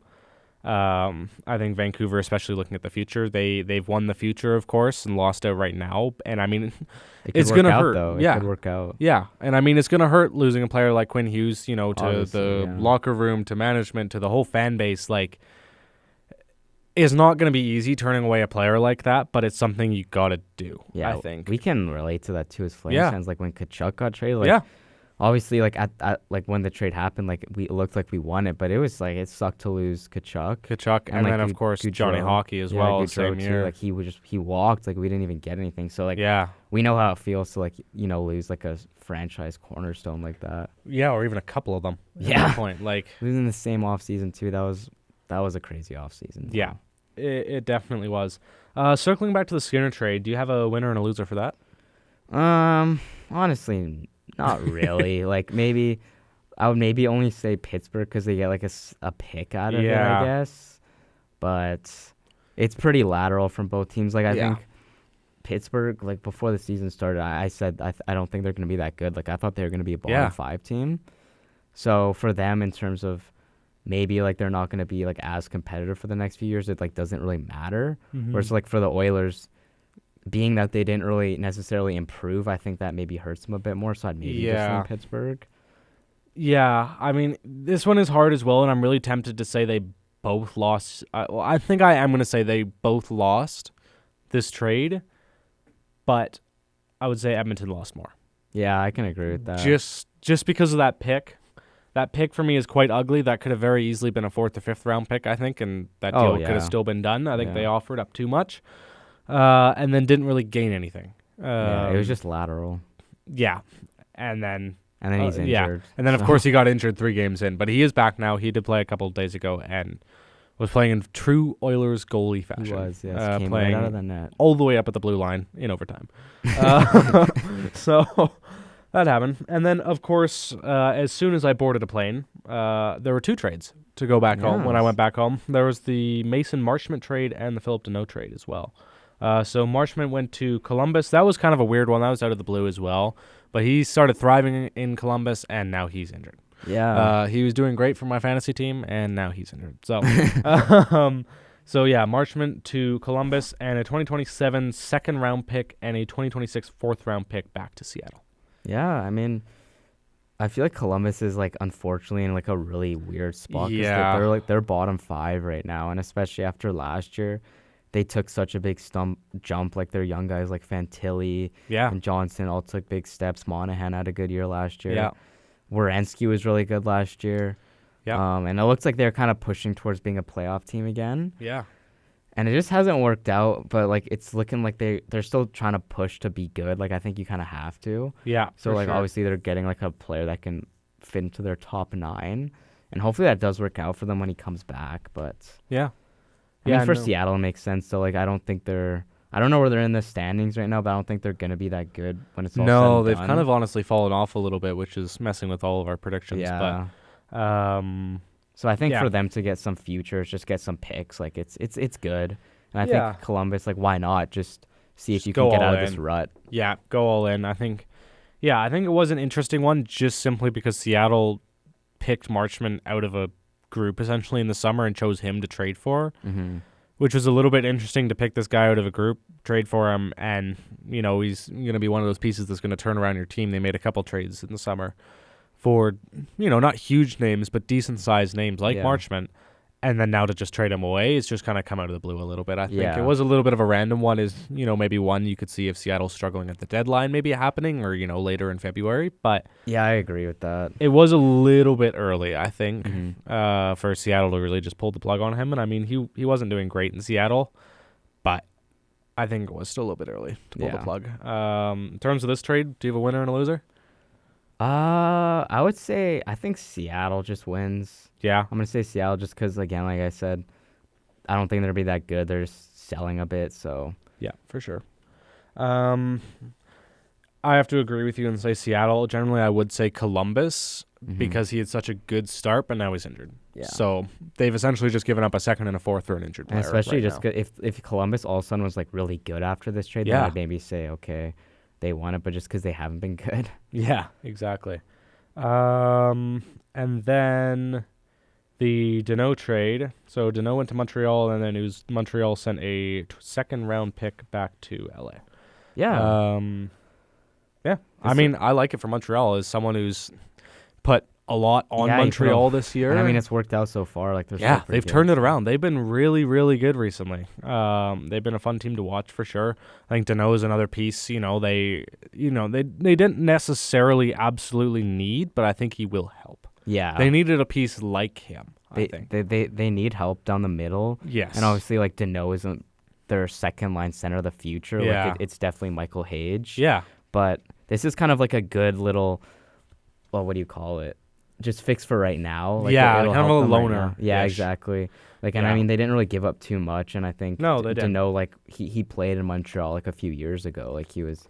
Yeah. So he's back in Montreal. Like he knows the city, he knows the team, he knows a lot of the players there. Yeah, he'll be a good face in the locker room, I think, as well. It's probably one of the other things that influenced their decision to target him rather than, another decent, say Mason Marchment. Yeah, per se, like not necessarily, but a player like him. Yeah, I would say kind of your B, C tier player almost that they wanted. That he's played there before. He knows the guys. He knows the city. Like he knows management too. He's generally a pretty good person to have in the locker room as well. Now he knows people as well, so Yeah, like it was a low risk trade. yes, it was. With like, and he was cheap too. Like whereas Yeah. if they wanted to go out and get like a Kadri, for example, like there's a lot more risk with that because Kadri does still have 3 years left or so. Yeah. And his cap hit is a bit more, and he would be more expensive. Like you probably would have to give up like a first and probably a prospect. Whereas like Deneau is just he's cheaper, and I feel like they're in a spot where they just kind of need to wait for Hage to really step in, and then once they got Hage, they're gonna be good. So. Oh yeah, no, they're gonna be such a good spot when they get him. And then the other major one that happened over the break was Chinnikov. Yeah. To Pittsburgh. The return for Columbus was Danton Heinen, a 2026 second-round pick and a 2027 third-round pick. The big return, I think, in my opinion. Yeah. Um, I really like it for Pittsburgh though. 'Cause, yeah. Chinnikov a few years ago, he was really good in Columbus, like as a younger rookie guy, and then he kind of. I don't know if he wasn't getting deployed well, but he kind of wasn't progressing as like much as Columbus wanted to, and I know he wasn't happy there. So I think for Pittsburgh to sort of get another younger player and like move more towards the youth, it is like a really nice move. And like he wasn't happy in Columbus for whatever reason. So for Columbus to get that return back too, I think they're pretty happy with that. Yeah, for sure. I can agree with that. Definitely. I think it is a bit of an interesting one. It's just kind of one of those smaller ones that sometimes just get swept under the rug a little bit, but this one's maybe big enough to just break headlines. Yeah. I do think it was a bit of a big return just based off of the last kind of 2-3 years with him and how he hasn't really gone anywhere. I do think he wasn't deployed properly in Columbus. So it'll be interesting to see how he does in Pittsburgh, and I feel like he could fit in quite well in Pittsburgh as well. So that will be interesting to watch. Yeah, this is just something I've been worried about with Columbus. And I said this to one of my buddies. I'm worried they're going to become the next Buffalo. Yeah. Just because they've had a lot of these younger guys with upside that have like looked really promising. And then for whatever reason, they just stagnate and they move them like Chernyshov. And then I think it was last year. Do you remember when David Juracek got moved from Columbus? Like I think Columbus picked him like 5th overall or something. Yeah, they did. And then they ended up trading him for, who was it? Who did they trade him for again? I don't remember. I think it was maybe a couple of picks and like an NHL ready guy. Yeah. But it's just like they have these young guys and you're like, okay, they're, kind of assembling like a pretty nice squad here. But then for whatever reason, it's not working out and then they're trading them. And that's kind of what Buffalo did with like Eichel, Reinhart. Yeah. And not that exactly these guys were like necessarily the caliber that Reinhart and Eichel were. Yeah. But it's sort of similar. So it's something to keep an eye on. Hopefully they can turn it around, though. Yeah, I really hope they can because I quite like a lot of the players down in Columbus. So do I. Yeah. But anyway, moving on to potential upcoming trades. Yeah. This one, I think there is a lot to talk about in this one. And I think we're just going to jump straight in with Calgary here and go with Rasmus Andersson because we did see yesterday that there is a chance he could be moved today or tomorrow, I think it was. Yeah. At this rate, if he hasn't been moved yet, I don't see it happening tomorrow. You never know. Like maybe like the second we get off the show, it's gonna be like he's moved, and then it's like it's like, oh man, one of my takes is just aged awfully again. Yeah. But we're really really hoping he would get traded while we're live here, so we can get live reactions. But at this rate, we have 40 minutes left, and the chance he gets traded in the next 40 minutes is pretty low. I've been checking Twitter every kind of couple minutes there's here. Usually like a little bit of a lead up to like. Yeah, generally. So I don't really see that happening. But there is a chance that it does happen today or tomorrow, so keep your eye out for that for sure. What do you think? What are your like main landing spots for him? Yeah, I was just gonna ask you the same thing. I don't know. He's an interesting one. I can maybe see Dallas is a main one for me. I think that Dallas has always kind of been in the rumors ever since they first started. Dallas was the rumor. It was going to be 1-for-1 for Robertson. Yeah, I remember which that. I don't think is happening anymore. No, definitely not. It would have been awesome, but I really don't see that happening anymore. I don't know. I always say East Coast teams, but I could see somewhere like the Rangers even. Maybe even Toronto, potentially Ottawa. I think like Detroit's a big one that's kind of popped up. Like there's a rumor that they offered the prospect Nate Danielson, who went 9th overall in 23, and then their 26th first, which I'd be pretty happy with. So there's that, and then there's also, who is the other one that we just saw? Oh, the Bruins. Oh yes, So, the Bruins also had an offer. It was like Mason Lohrei, the defenseman, in their first. Yeah. So I think it's going to be something like that, probably like a younger prospect in a first, which Oh, I'd be yeah. completely happy with. I would be happy with that too. I mean, it would be great to get Jason Robertson, but realistically, we don't have a spot for him right now unless we No. move like Nas and a couple other guys. And Nas is another one to talk about as well, where the trade rumors have kind of just gone completely out the window here right now. But with Nas, I still believe he will get moved this year, and I Yeah. think it will be to Toronto. Yeah, I mean, that would be interesting because Toronto does have some somewhat interesting pieces they could for sure offer us. Yeah. They don't have a first for the next few years, Yeah. which is kind of the big issue. But it also could be a positive because let's say we trade for their 2029 first. Yeah. And it's unprotected. What if in 2029 the Leafs suck and it's Yeah, like I know. fourth overall or something? So ways right? out where, the Leafs might not be very good. You might get Cowan back or something. Yeah. Or Ben Danford, the defenseman. Yeah, So- definitely. And I really wouldn't complain either if we got 2 prospects in a second for Nas. I would not be upset Yeah, with me that. Like, neither. at first it would be great, but I would not complain about 2 prospects in a second. Especially with the contract too, like and his age, like you're not Yeah, gonna get like he's a Quinn Hughes 36. return. Oh yeah, no, definitely So- not. And maybe a couple years back we could have gotten more, but I think it will be. I think it will probably. Well, I think we'll be lucky if we get it first. To You be think? completely honest, Yeah. for him, I think we'll take what we can get to dump his salary, and try and boost it a little bit more. Get a couple prospects and maybe a second. Yeah, I'd be happy with that. Yeah, for sure. And then 4 more to talk about, all from one team. Jake DeBrusk. That one's new. Mm-hmm. That one's come up recently. He isn't happy in Vancouver, which is a little bit disappointing. I had high hopes for him over there. Yeah, so did I. I honestly couldn't even tell you a spot where I think he could land. Like, I don't I think heard he's the getting moved. Oilers. Oh, please no. I heard the Oilers. Yeah, So 'cause I've heard Mangiapane's name get tossed around as well up there. that is that. Oh, please don't send him to Edmonton. DeBrusk. Yeah, I mean, I That would not be nice for us. know because his dad does like the Louis DeBrusk does Yeah. like the color, so Yeah. I'm sure he would absolutely love that. Yeah. But yeah, that's the Yeah. only one I've heard from DeBrusk. He's a pretty valuable like kind of middle six guy that I think a lot of contenders could maybe enjoy. Yeah, for sure. I Even, think like Minnesota, like a team like that. Jeez, too, I don't like, know they how just keep Minnesota has adding. cap space for that, but That's true. I don't think they That's do. true. But yeah, you never know. Minnesota, yeah, it could be an option. Even Dallas, once again, could be an Mhm. option. Colorado. Yeah, I was just gonna say Colorado, but they got to dump a contract for that as well. What is Um, DeBrusk's contract? Do you know? Like I think it is like it's a long term deal. No. It is. I think it was probably 5 or 6 years, most likely. So that's I would why it guess might- somewhere above 6 million. Like honestly, maybe like Buffalo. Yeah, Just no, 'cause I could see that. Actually. Buffalo, like we haven't really talked about them yet, but they're on an insane streak Yeah, and they're in a playoff out of spot nowhere. again. Like Yeah. when we last had our show, they were like bottom 3, and we're like, this organization's cooked. Yeah, But they're like they're 13-2 in their last 15 games. yeah, I know. They went on like a huge. They There's went a on like a 10 10-game yeah. win streak. The game after I saw them play and get smoked by the Flames. So I'm just saying, all they needed to do was lose to the Flames. Yeah, to and they're become like, good. there's no way we just lost to the 2025 Flames. Let's turn lock it around. Yeah, So- yeah, Like yeah, that's a team like because the Sabres have a decent amount of cap space.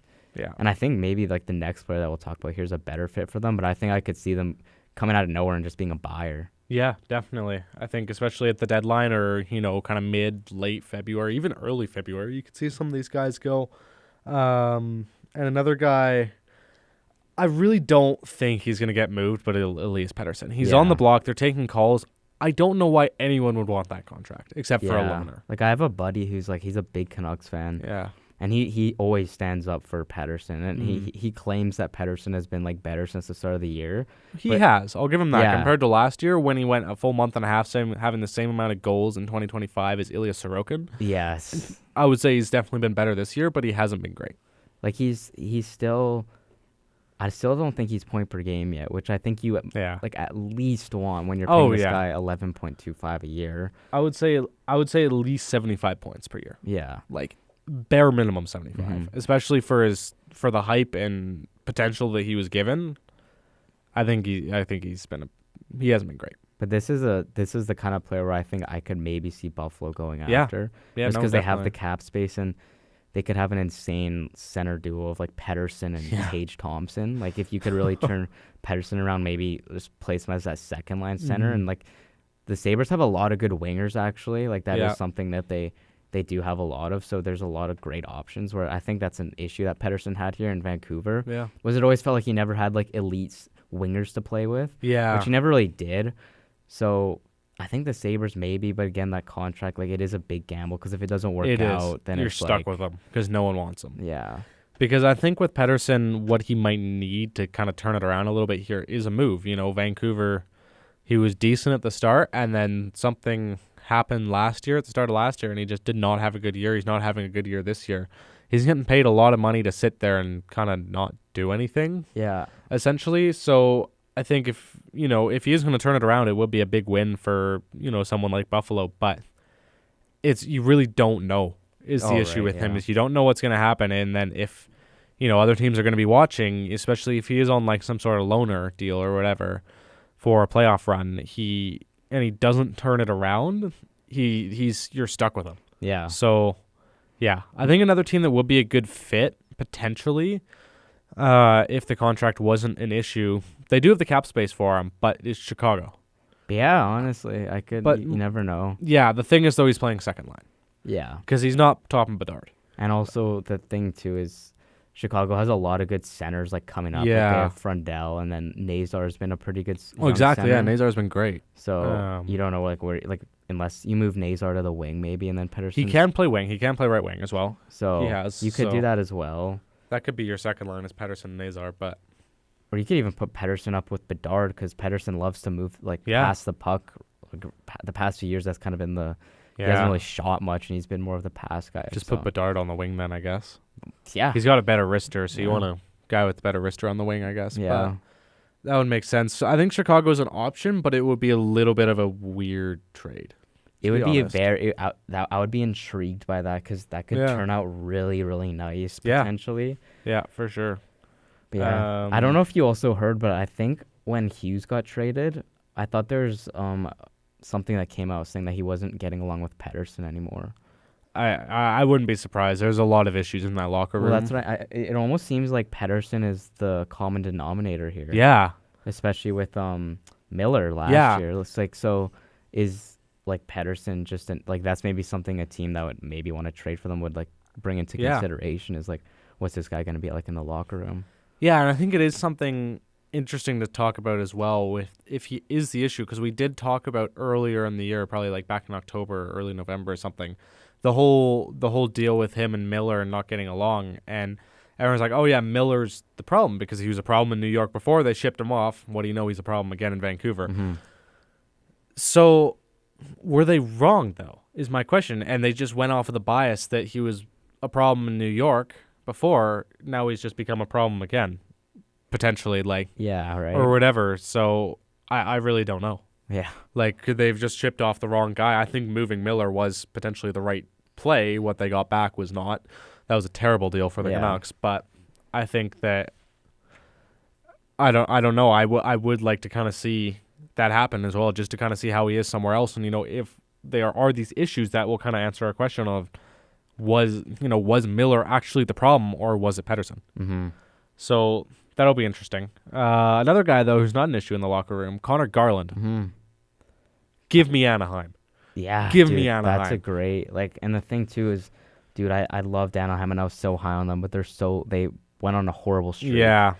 And they're like bottom 10 now, and it's so unfortunate. But I could still see them potentially turning it around because like the league is so close. Yeah. Like they might only be like a couple spots out of a playoff spot, even though they're like bottom 10 right now. Yeah, for sure. So they could definitely be a buyer, and like I really like Garland. Like, yeah, Garland is probably my favorite player on the Canucks. Like he works so hard. Like he's a small guy, but you can play him anywhere. Like you could play him top line, you could play him third line. Yeah, exactly. He scores, like he'll get you 20 goals, like a contender. Oh yeah, and his contract isn't too bad. It's really not. Yeah, it's really not. It's like $6 million or something like that for him, which is pretty solid. A contender could definitely fit him in for like a top 6 role there. I'm sure, like if he actually is on the block, that there's gonna be a lot of calls on him, and I wouldn't be surprised if a team overpaid. Oh yeah, no, same. But I mean, realistically, like a team like Anaheim, I think would probably be the best fit. A younger, really talented team. And I mean, he's on the younger side, but I wouldn't categorize him as a young player. He's just middle age right now. Yeah, He's like but I think 28, so. Yeah, but I feel like he's one of those guys that could get along really, really well, with someone like Seneke or Carlson or whatever down in Anaheim, and kind of not necessarily step into a leadership role, whereas he's got a letter, but kind of step into that secondary leadership role of kind of leading these younger guys where he's just a couple years older and kind of just helping them progress in a way where he's still progressing and they are as well. Yeah, well, the thing, too, is the Ducks, they do have a decent amount of older guys, too. Yes, they do. Like they're kind of split. Like, they got Kreider, they got Trouba. Trouba, Troy Terry. Yeah. So they definitely have a good mix. So he would fit in nicely there for sure. Yeah, I could definitely see him second line, maybe even first line, honestly, just moving up and down potentially there. And then one who we've talked about before, Kiefer Sherwood.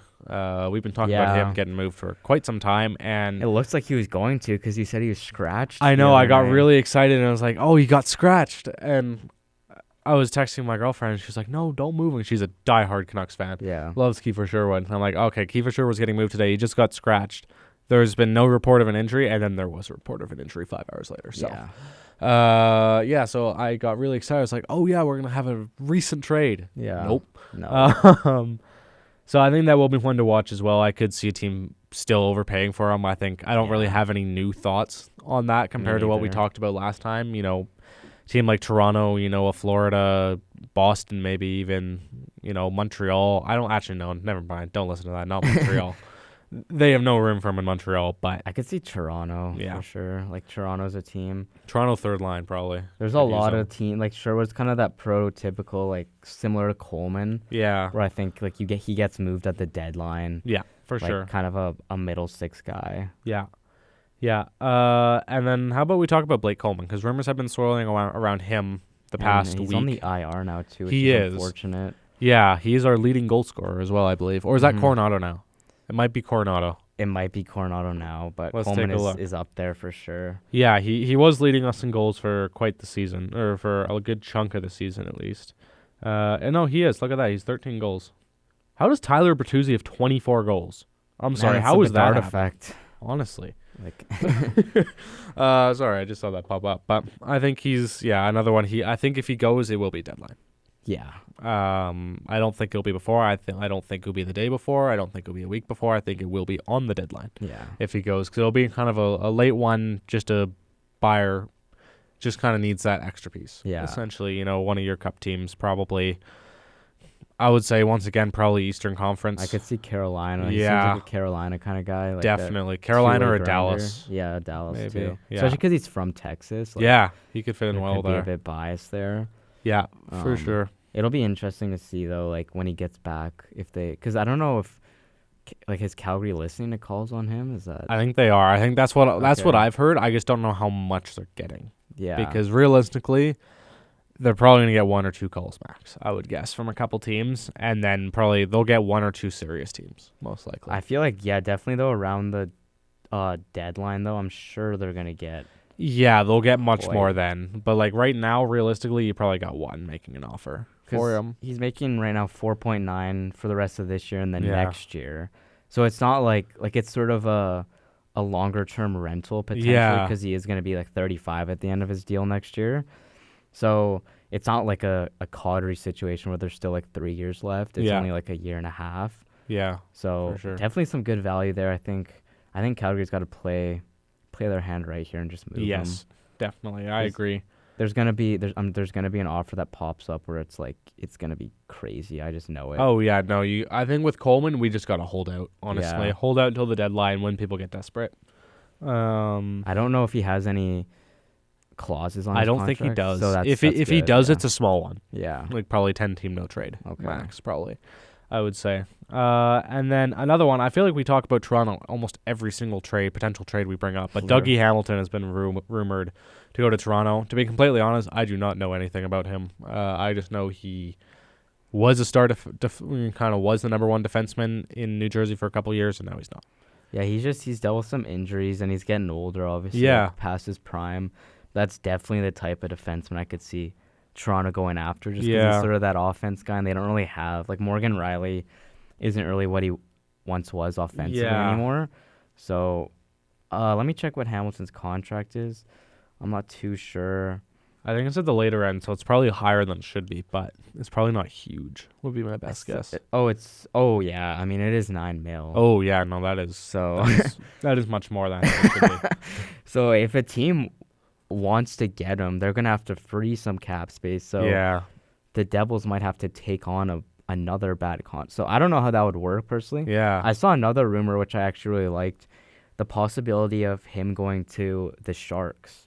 oh yeah. No, I don't hate that. Just because the Sharks, obviously, like they're a younger team and they're kind of on the rise. Like right now, they're not Yeah. projected to pick high at all. Which, No. if you ask me, I don't think that's great. I think they No. probably should pick high again, but it's fine. It's whatever. They're progressing. And Hamilton, like the Sharks, they have the cap space right now. Like they don't have any big contracts on their books yet. Like Celebrini will get one Oh yeah. after next year, but right now they have nothing.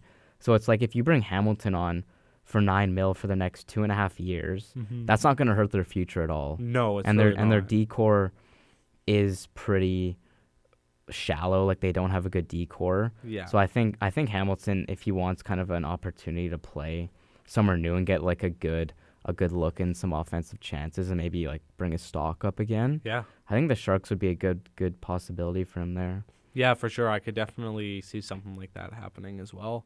Just for a couple years, kind of more on a bit of a loner. Yeah, and Esque. especially because he's going to be cheap because he's so buy low right now. Yeah. And it's like the Devils want to get him off their cap book, so they wouldn't even Yes. have to give up that much for him. And, Yeah, and the no, it would return could probably be be really nice. Third or fourth round pick, Yeah. most likely. So that would be my best guess for Hamilton. I remember his days in Calgary though. Yeah. Do you remember that when he was actually really good? Like I remember our top pairing was Giordano and Hamilton, and that was like a really good pair. Yeah, I do remember that. So moving on from trades, we're gonna do a quick update of the McKenna standings, and the Canucks lead that. And then is it Winnipeg or us? It's Second. Winnipeg then us. Right. But Winnipeg has been winning a bit more, so I think the Flames probably in the next week or so are going to be second again, Yeah. which I like. I like being second there now, just Yeah. with kind of what we talked about. So yeah, we'll have to see. Yeah, that'll be one to watch. That'll probably be a segment in almost every single show. Probably, essentially. yes. And then the last part, we got just over 20 minutes remaining here. We wanted to review some of our early season predictions. So we're going to go all over all of our award predictions and then see what time it is and go from there. If we run out of time for our divisional predictions for this week, we will just start the show next week with them. Yeah. So starting off with the Calder, we both took Demidov, which I think was a smart pick going into it. It made sense, yeah. Yeah, I mean, he leads rookie scoring, I think. So he's definitely not a bad pick, but Schaefer is doing Matthew Schaefer things. Yeah, so I think Schaefer is going to win it just because Same. what he's doing, especially as a defenseman. Yeah. But I don't necessarily regret my pick as Yeah, no, same. Demidov because there's no way we could have predicted Schaefer would have done this. No, like, to be completely honest, I thought Schaefer would be good, but I didn't think he'd be this good. I honestly thought like Schaefer was going to go back down to the OHL. Like I didn't really? even, I honestly wasn't even too certain that he was going to stay on the Islanders just because I'm pretty sure I said this like one of our first shows, but he has dealt with a lot of injuries and he hasn't played much Right. in the OHL the past few years. And I was thinking, I feel like that seems a little bit odd to just throw this sort of raw defenseman into like 82 games in the NHL. But I mean, Yeah. he's showing he's capable. So Oh, good yeah, for him. 100%. He's been incredible this year. So I think that could be an interesting race, I think. Unless Especially, Schaefer gets injured, I think it's his to lose. So. Yeah, at this point it definitely is. Or unless he has some sort of slight fall off. Yeah. Because if he slips a little bit, Demidov's right back there in the race because he's been Yeah. consistent all year. And he's been like driving. Like Demidov though has also been really good in his own right. Like this is just a Yeah. good rookie class. Oh, yeah, no. like Demidov and Schaefer have been like unbelievable like in their own rights. This is Schaefer has been like insane. Yeah, exactly. I kind of want to skip over the Vezina, I'm not going to lie. Oh man. We didn't want to be boring for this. I just want to make this very, very clear because we got some comments about some of our picks. I mean, you chose a reasonable one, Jay Cottinger. That's a solid pick. Yeah. But I don't think we wanted to be boring and just say Hellebuck or Vasilevsky or Right. whoever. I mean, did anyone pick? We didn't pick. No. Hellebuck, no. No. And I mean that's good because now he's like. Well, he's on not the going to win worst it this team year. Yeah, he's on the worst team in the Yeah. league. So. I chose Dustin Wolf. Yeah. So Which obviously, Yeah. if you saw this pick and the year was 2030, maybe that's a great pick. But Yeah, or even last year, middle of Right, last year yeah. when he was incredible. Like, I think it was an interesting pick. He's definitely not going to win it. I think my reasoning behind this was that he's going to be on a bad team, but the reason the team's going to be bad is because of the defense, and he's still going to have an incredible save percentage because he's facing a gazillion shots a game, and that has not exactly happened. No. He's been good, but he hasn't been great. This is exactly what I Yeah. expected and thought was going to happen. Yeah. That he was going to come back down to earth a little bit, and Yeah. the team's going to be bad. And I mean, I still do love Wolf, and I think he's going to be a great goaltender. Oh, yeah. It's early. Like we gotta give Yeah. him a couple years so we actually have a legitimate team in front of him, and then he'll definitely win at least one or two in his career. Yeah, exactly. And then moving on to the Hart Memorial Trophy, so essentially the MVP of the league. Just to review this one as well, we both chose 2. Yeah. Just because there's just so many options.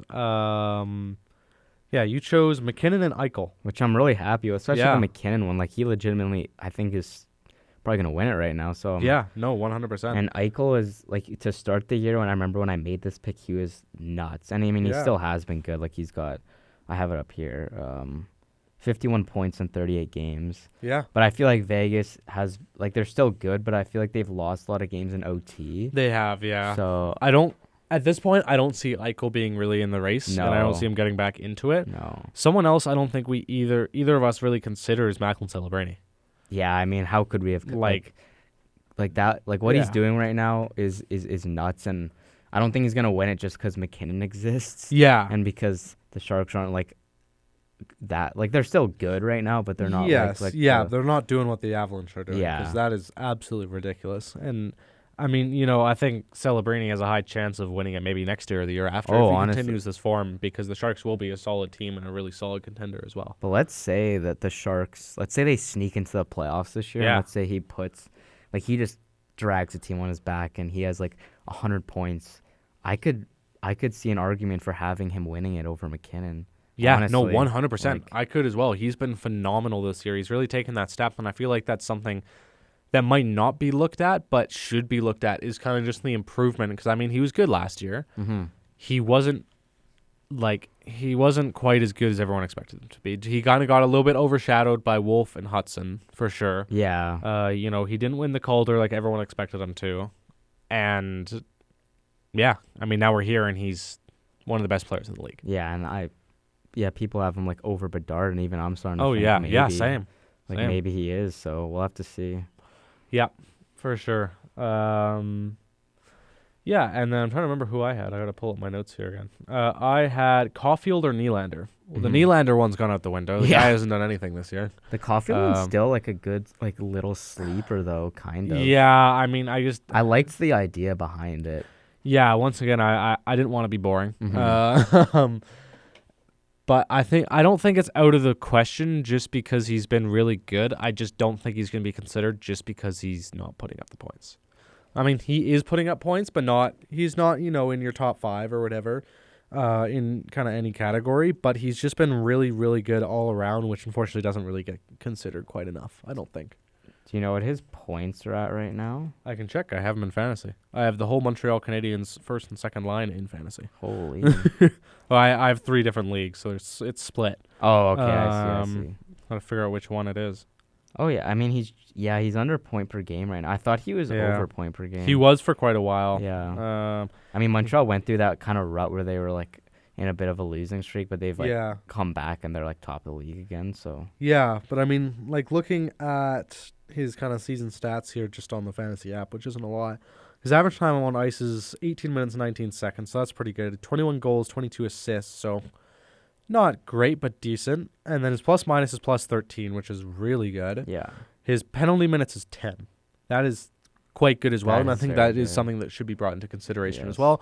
I know you got Lady Bing or whatever for that award, but I think it should still be brought into consideration for MVP. Yeah. And, I mean, out of all the forwards as well or whatever, I don't know how the fantasy ranking works, but he's ranked 10th. Yeah. So that's pretty good. Yeah, He's been he solid. scores a lot, so. He does. And he yeah. had that crazy snipe against the Flames the other Yeah. night. I was watching that game, wow, Yeah. this guy's good. Yeah, no, I only turned it on for the third period, but I saw in the second, my phone was just blowing up for the first 2 minutes of it, with them scoring however Yeah, many goals they right. scored there. But yeah, so we got a little bit of time here. We can probably review our wild card predictions Yeah, why not? in 13 minutes and 13 seconds. So for your wild card predictions for the Western wild card 1, you had Minnesota. Western wild card 2, you had Seattle. What do you think? I don't like the Seattle one anymore. I don't really Yeah. like either anymore. Yeah. Obviously, with like Minnesota, like the move they made with Hughes, like Minnesota's like for sure in that top 3 for the Central. Yeah. And I think Seattle's just fallen out. Like it's Yeah, I agree. It's I think I remember I was a bit high on Utah because they had a really good start. Yeah. But I think now I would probably have Utah because they are in a wild Yeah, card they are now, right now. and so is San Jose. Yeah. But yeah, obviously not like mad about those. Yeah, no, they're not But- going into the season. Those are really, really solid picks, I Yeah. think. And there's a lot of teams. I mean, it's 2 spots out of, probably 20 teams we thought could be in contention realistically Mhm. for them. So, yeah, I think they're definitely decent shouts for sure. I had gone with for Western Wildcard 1. I had gone with the Kings, and my second one was Dallas. I didn't quite expect Dallas to be putting up 63 points at this point in the season. Mm-hmm. Not gonna lie, and LA's tied with San Jose for that spot. So LA's in a weird spot. Hey, they are. I honestly didn't think they were that close. I thought they were further down, but like I don't know because I don't know if you saw it too, but there's rumors that they might move Kopitar. really, Yeah, which is in his last season. just for like Huh. they said like for his last potential run. Yeah, And it's like, I mean, sure, but I feel like if you're the Kings, you kind of want to push for his last year. yeah, definitely. But I don't know what agree. direction they go because they're kind of in the middle right now in like the worst spot in the league. When I like to call it like the mushy middle, Yeah, just because there's not really like a direction. It's like, are you guys good or are you guys gonna be bad? And they have some Yeah. good like younger pieces like Clark and yeah, Byfield. even. Byfield. So I don't know if maybe after this year we maybe see them kind of take a step back and they're maybe in the DuPont race next year. We'll have to Yeah, see. that's what I was kind of thinking as well. Because I'm not gonna lie, I thought they're closer to where like St. Louis is right now, and Yeah. where we are. But they have maybe gone on a little bit of a run recently. But I don't know. I just don't see any depth there. If they make the playoffs, it will be around 1 exit, I'm sure. Oh, for sure, yeah. Unless they get some sort of fluke. They don't scare. None of the teams in the wild card for the West really scare me as like legitimate Yeah. threats, except for Utah. If like 'cause Yeah. Utah, they were really good to start, and then they kind of struggled, and they've been Yeah. a bit better again recently. Like if they can, for the rest of the season, consistently be like on pace for like a 90-point team, Yeah, for and sure. I could see them maybe upsetting a potential one of the Yeah, like division Vegas winners. even. Yeah. I don't That'd see be them beating awesome, Colorado, especially but for like our first round pick from Yeah. Vegas. that would be lovely. But yeah, I don't know. Like for that second wild card, like if San Jose makes it, I Yeah. love them, but they're gonna get pumped. Yeah, by Colorado. Yeah, no, they're not beating any wild card team is not beating Colorado. I'm gonna say Yeah. that right now. I would say as of right now, Colorado probably are the Cup favorites. Yeah. For at least for me, at least as much as I don't want to say, I don't want to back Montreal as much as possible. Colorado are the favorites for sure. Yeah. I could probably, I could see Anaheim probably stepping into that spot where San Jose is right now. Mm-hmm. Just because the Kings, I don't think they really have it. Nashville, I don't think they're going to make the playoffs. Yeah. And then Anaheim's there at 47 points, so they're 2 spots out from San Jose. Yeah.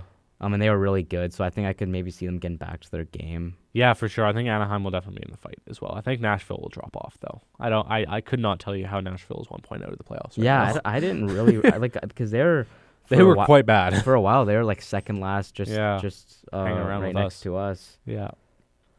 Yeah. For the East, you had Tampa and Ottawa. Yeah, man, those both aren't looking great because Ottawa's way Ottawa- down there, and Tampa's at the top of the Atlantic. It's so sad because Ottawa made such a good step Yeah, they did. last year, and then they got Brady Tkachuk back, and it looked like it was gonna work, and then they've had the issue that's been their problem like the past 3 years is goaltending. Yeah, for Like sure. Allmark has not been good, and then he got injured, I think. Yeah, now there's Or- a whole bunch of drama in Ottawa as well. Yeah, and they don't have the goaltending, and it Yeah. sucks because that's just so sad for them. And then Tampa is I didn't expect them to be this good, honestly. Like it Yeah. seems like they're just never gonna fall off. Yeah, honestly. Like next year, just have to say they're gonna be like first in the Atlantic. Yeah. Like, these guys could all be like 37, and they're still putting up like. Yeah, because I mean, realistically, at the start of I didn't have Tampa making the playoffs at the start of the year. And it's because Braden Point hasn't been good either. I know. I don't know why they're good. Yeah, I mean, Vasilevsky's been good, but and Kucherov has been doing this Yeah. guy just doesn't age apparently. yeah. So for the East, I had wildcard 1 being Florida, wildcard 2 being Toronto. Those Toronto's actually- 1 point out. Those are Don't like hate it. not bad picks at all. Yeah, because Florida, I mean, how many points out is Florida? They're 51, so they're 3 points yeah, out. 3 out. Toronto is 1 point out. So I don't think I've done terrible.